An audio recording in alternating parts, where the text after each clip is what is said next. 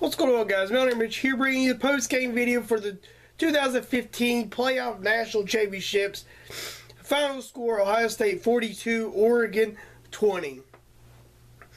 Now, first off, I want to say to the Ohio State fans who I bashed or who I said that Ohio State did not deserve to be there, I was wrong. And I was even wrong Alabama, even when they beat Alabama, I thought that Oregon was the best team in the nation. Now, I do like the way the playoff system set up, because let's be honest, guys, Ohio State and Oregon would not be in there with Florida State being undefeated, and of course, you know how much they love the SEC and Alabama.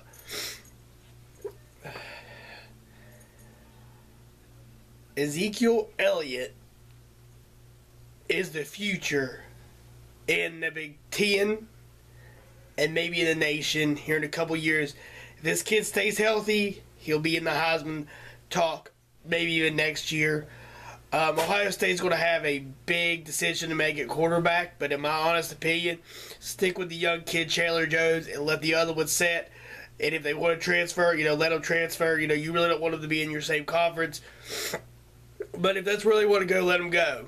Because you have future in the two-back system that, I can't think of another running back system that is so hard to bring down at the point of contact. They fight for the extra yards. These kids have heart. And it comes up to the coaching too. Urban Meyer's, it might be one of the best college coaches ever. I said the same thing about Nick Saban. Nick Saban's a heck of a coach. The thing is about Ohio State is they're physical and they have the finesse. They have the athletes. They're like Florida in the skill position and the Big Ten in the power positions, offensive line, defensive line.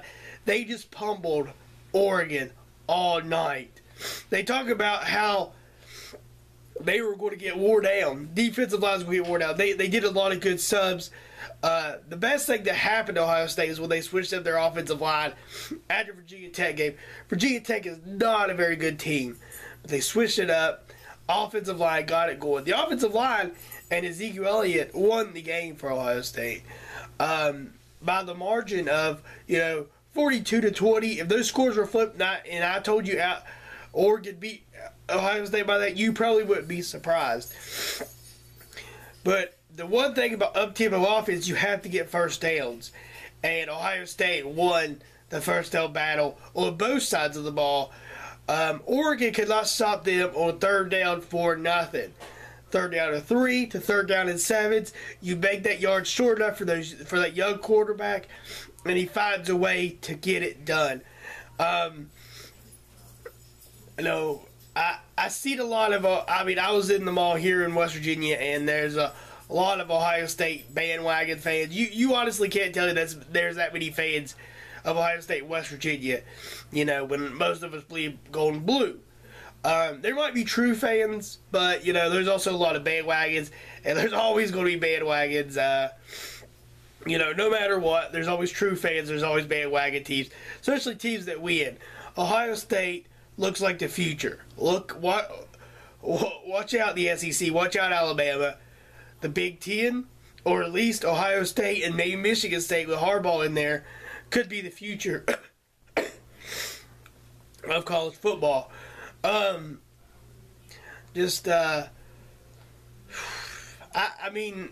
Mariota, everybody talks about how good he is, and he's very good.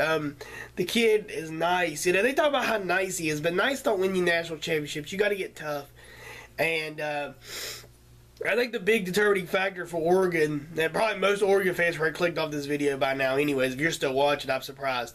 But they probably have clicked off the video. But the drops earlier in the game really hurt Oregon. They couldn't, the third down drops. And they weren't even like Ohio State, made a big defensive play. No, they just completely dropped it. One hit him right in the gut. The other one pretty much hit him right in the chest, and didn't come up with the catch. The one catch probably would have went for a touchdown. There was really nobody behind him. He failed to make the catch. I'm sorry I'm coughing so much, guys. I just can't shake this cold at all.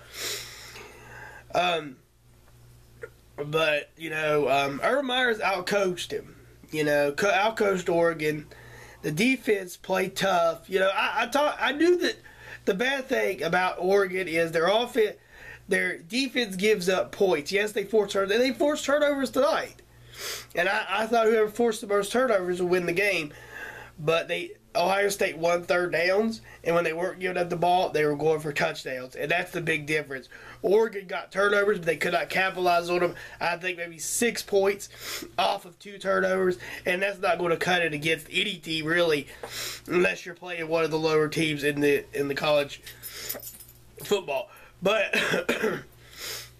moving forward, though, Ohio State should be ranked number 1, TCU 2nd, Oregon 3rd, Bama 4th, and I guess Florida State 5th. You would slide in other teams in there, maybe switch it up a little bit, but I believe those 2 teams are the 2 best teams. I would like to see TCU play Ohio State, but I think tonight and the 4-team playoffs, at least this year, really settled it. I know that the 2 Big 12 teams got left out, but TCU's the only one that made some noise. But, Ohio State proved they're the real deal. And I'm the first one to say they didn't deserve to be in. So, you could come bashing me all you want, but I was wrong, and I'll admit that I was wrong. Ohio State is a very good team, very physical team. They're physical, offensive and defensive line. Ezekiel Elliott just pails it. I mean, the kid is the future. And the thing is, you talk about how this kid a third-string quarterback. I said in my pregame video that this kid is ready. He's been ready. He's like Johnny Manziel and Jameis Winston, the freshman phenomenons that we've had over the last 2 years that come up and step up. This kid was ready. He set all the way to like week 13, I believe, and come in and dominated. And it does help when you have the deep receiver. I think his name is Devon Smith. He only had one big one tonight, but that kid can fly. That's the reason the middle was open, because they were covering that kid deep.